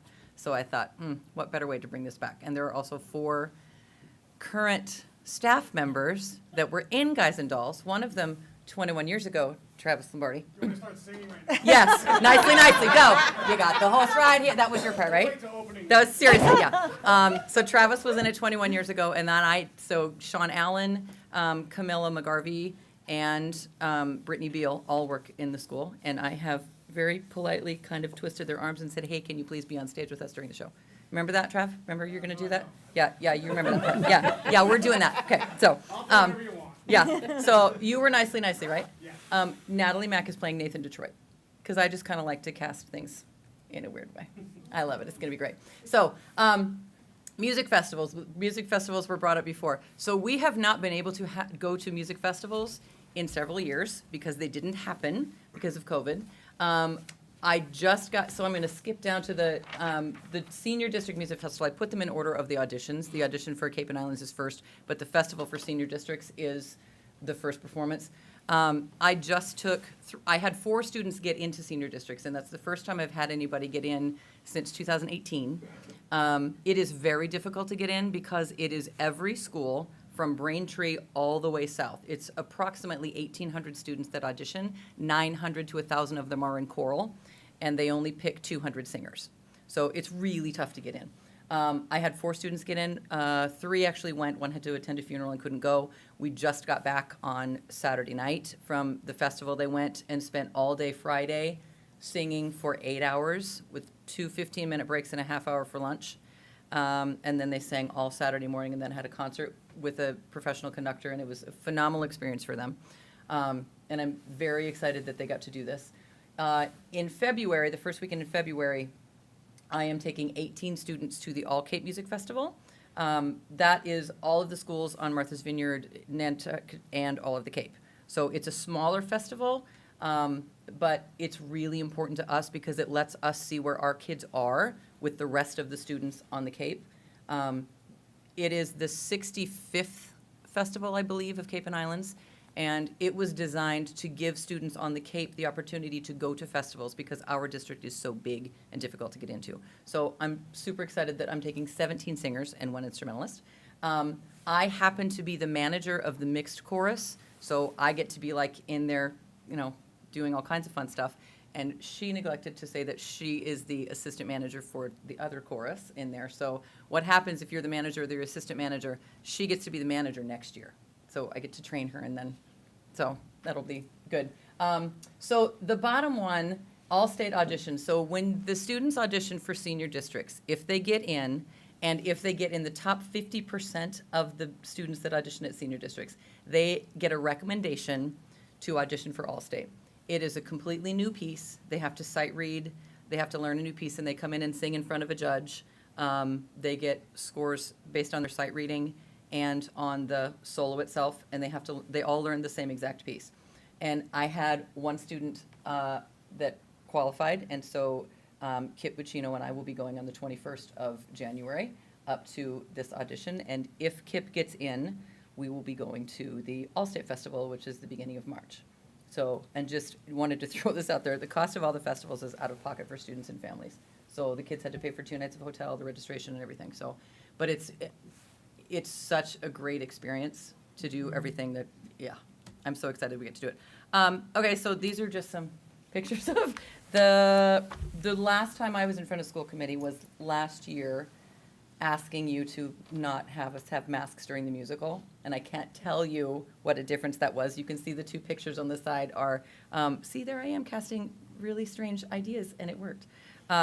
Keith Ann and the Adams family there doing that. And then at the bottom, oh, look at you, Natalie Mack, as Morticia. Look at you, see? You're everywhere. And then the Whalen Museum we sing at the Whalen Museum. We got to do all of our holiday performances this year, which was great, which, yes, again, included singing for the president, which is always really fun. And then the bottom one is the concert that we just did in December. No masks. Check that out. So, and then this was, where was this one, Ms. Fassel? That was the yacht club after the tree lighting, right? Okay, yeah. So that was Natalie. It was fun. That was really fun. We got asked to sing, and we sang a lot of stuff. So I'm thrilled to be back singing and letting the kids do what we need to do. It is tough because they've had 3 years of not being able to work on vocal technique. We were talking about this. We're doing our concert next Wednesday. We're doing some interesting pieces. And I thought, oh, we can do this piece. The Jabberwocky is what I'm talking about, Natalie. I programmed a piece this year that we were going to do before, the concert was happening 3 days after the musical. And so the seniors know this. And I was like, you guys know this piece. And it occurred to me that only 4 of them do because everybody else didn't get to sing for 3 years. So it's so good to be back able to doing that. It is almost like riding a bike, but some of them didn't know how to ride a bike to begin with, as far as they didn't get to learn the technique because we didn't get to do it. So that's the tricky part in rebuilding the program. So, okay, so I'm gonna let everybody that wants to talk about all of this stuff. As far as me, I would like to see us be able to attend more festivals and facilitate that with some help for students, because I don't want it to be cost prohibitive to the students that can't go. And the musical, I'm just going to bring up yours unless you want to. The middle school musical has moved to the spring because it makes more sense for both of us, because we both do both musicals. It makes more sense to have them have a little bit more time at the beginning of the year to get used to singing and all of that stuff. So yours is in the, I don't know, first weekend of June. And I'm not going to say what it is because you haven't said yet. Correct? No, we can say. You can say. Okay. We're excited. So I'm doing Guys and Dolls, and therefore she is doing. I am going to be doing a junior version of Bugsy Malone. So we have a 1940s New York City gangster theme happening this year. Yes, so it'll be very exciting. And the fun thing about Bugsy Malone is that there are things in Bugsy Malone that come from Guys and Dolls. So I'm hoping to get my drama club kiddos really involved in Guys and Dolls and watching it so that they understand all those references in Bugsy Malone. So it'll be really fun. And we're hoping to recycle some set pieces there. Oh, yes, recycle resources. It's always a good thing. Perfect. I'm here to talk about the pep band drumline. We're going to try to start that up in the fall of 2023. I'm opening pep band up as a communal thing because, again, my numbers are really low for woodwinds and brass right now. So if I were to have the community involved, I would make sure that everyone has music, and of course it would be another unifying thing for our community. Drumline, I have a lot more interest in drums this semester and for a drumline, so hopefully, and I haven't gotten there yet, but Mr. Hayden will help me out with a drumline, which of course does require a bit of a budget. We need drums to play for the drumline. And the other thing on the list for myself would be the New England Music Festival. It's a festival this school has never attended before, but I would like to try to attend it. It is a music festival that includes all 6 states. So it is a rather rigorous program that they do, but it's worth it. I've taken a student there, and she said it was the best festival that she's ever attended. And then Dr. Wilkin? So the New England Music Festival Association, as Mr. Peppard was saying, consists of all 6 states in New England. It's a solo and ensemble festival first. The students are then adjudicated, selected from that point forward, and then they go to a concert festival. Last year we had 240 in the chorus, through 115 in the band and 98 in the orchestra from all across states, and it'd be nice to have some Nantucket representation in that as we move forward. So speaking of orchestra, so as we kind of move forward into the future, a vision of Dr. Hallett's was also to bring in string instruments. I also spoke at nauseam in my interview, I think, as well, was bringing in some more opportunities. And as I was saying to Ms. Bedell in the back earlier, is that I want to try to give the students an opportunity that I never had, an experience that I never had, because you never know what sticks. You never know what path they go into, what avenue they end up walking down. And being a musician isn't only just about performance, isn't only just about that. There is a wide array of career paths for anybody who has studied music and art. In fact, a fun mini fact is Disney is the largest employer of artists and musicians in the world, if I remember correctly. So also the last thing, and I'm going to ask Dr. Hallett to also tag team on this one, but our partnership with the Nantucket Community Music Center, building in more of these community partnerships across our island, because it takes a whole village, and we know that. So why sit, no pun intended, on different islands and when we can all be on one? Ba-doom. So we have been approached by the Nantucket Community Center, Music Center, to really strengthen a partnership that we have. It's a small partnership at this moment, but we're really looking larger. And what we're hoping to do, what the community center is, or the music center is looking to do, is bring a string program, a performing. I have to remember, is it the Boston String Academy, to have a concert here on Nantucket to and to play also with our string program, to really get them excited about what it's like to be a string student. And this is a very diverse group. These are students from all walks of life. They have they come from a lot of different multicultural backgrounds, multilingual families. So this is exciting too, because it will support and encourage our students who are also multilingual, multicultural. And we hope that this can be an exciting new start to building our orchestra program. They also are looking to provide us with some possible funding sources, so that's maybe an opportunity for an instrumental teacher for orchestra, so that Dr. Eddy doesn't have to do everything. It's a little challenging with all of the work that you do as it is. So this is a new partnership. We are developing it, but we're very excited, and as are they. So we hope to see more connection and more collaboration with the NCMC over the next few years, if not further into the future. So that's it. Thank you. Any questions for these folks? You don't need me. Esmeralda? No questions. Laura? That was amazing. As you know, you're preaching to the choir.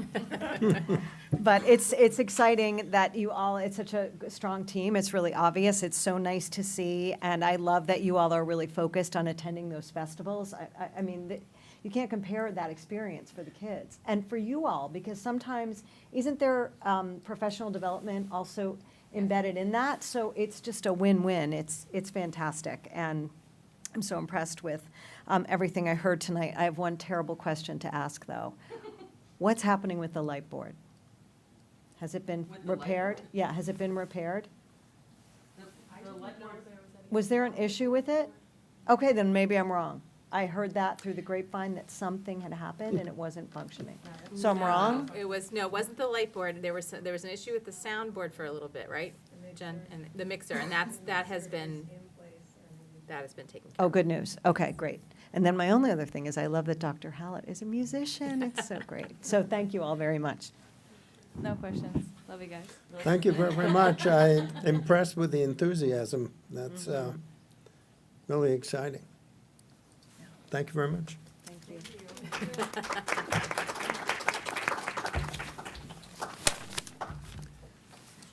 Moving on to committee discussion and votes to be taken. A vote to approve the updated bullying intervention plan. So moved. Second. All in favor? Aye. A vote to approve December 20th meeting minutes. So moved. Second. All in favor? Aye. A vote to approve a mini grant to NHS for Jessica Snow from Cape Cod 5 in the amount of $500. So moved. Second. All in favor? Aye. A vote to approve mini grant to NHS for Jessica Douglas from Cape Cod Five in the amount of $500. So moved. Second? All in favor? Aye. A vote to approve a mini grant to NHS for Johanna Townsend from Cape Cod Five in the amount of $500. So moved. Second? All in favor? Aye. Transfers and invoices. So moved. Second? All in favor? Aye. Subcommittee work group. I don't think we have anything to report at this time. We're still working on a date for our K and L policies. We have to pin that down. Our other member is not here tonight, so that's not possible. I will say that I've approached Mary Lepre, who is also the nurse team leader, around being the chair of the wellness committee. So I think we'll be moving in that direction and hope for some assistance from the school committee in being, in fact, they do request that the school physician is part of that, so we certainly would like to have you there. And I think that's it, unless there's anything else about Cape Cod Collaborative. No, there's a meeting tomorrow for Cape Cod Collaborative. Natalie? Not a whole lot going on. We have the Wintertide Festival on Thursday from 5 to 7, which will have music classes, doing performances, refreshments from the culinary classes, projects and artwork displayed from the wood tech classes, art classes, photography classes, and that's this Thursday. And then students are just preparing for the student-led conferences, which will happen at the end of January. Other than that, that's pretty much it. Thank you. Okay, agenda for the next meeting. Yes, so the next meeting, we will be looking at budget development for the schools and academic departments. So that will be a meatier presentation, so to speak. We are looking at possibly the program of study. That's still to be determined. It's being established right now, and so it depends on how quickly that will move forward. We may need to move that off to another meeting. Our hope is that we can also bring the Innovation Pathways audit review and updates, and then we will be hearing about the NEASC Decennial visit. So those are the pieces that we'll be having at the next meeting. Okay. Anything? If I may, I have one request. I did put on the horizon for future dates that we would have a school committee retreat. We want to look at superintendent goals, mid-cycle progress, and our own school committee goals and kind of do a review. We've done this in the past. So we just need to choose a date, and February is a tricky month because we've got a lot going on. So I will send out an email to all of you and ask you to kind of give your 2 cents on what might work, and we'll find a date that way. So, all right. Okay, anything else? No? Okay, can I have a motion to adjourn? So moved. Second? All in favor? Aye. Thank you very much. We ended on an uptick. It was a long meeting. Tight group, and they had